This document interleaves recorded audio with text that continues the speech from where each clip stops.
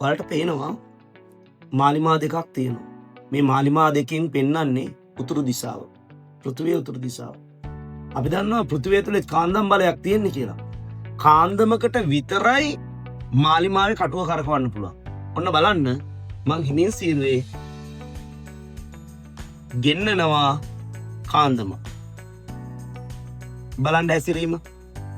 දැක්කද කටුව කැරකිච්ච දේ? ඔන්න මං ඕනනම් අයින් කරන්න. ඔන්න දැන් ආයේ පෘථිවිය උතුරු දිශාව පෙන්වන්නේ. හරි? ඔන්න මං ඈත ඉඳලා හිමින් සීරුවේ කාන්දම අරන් එනවා.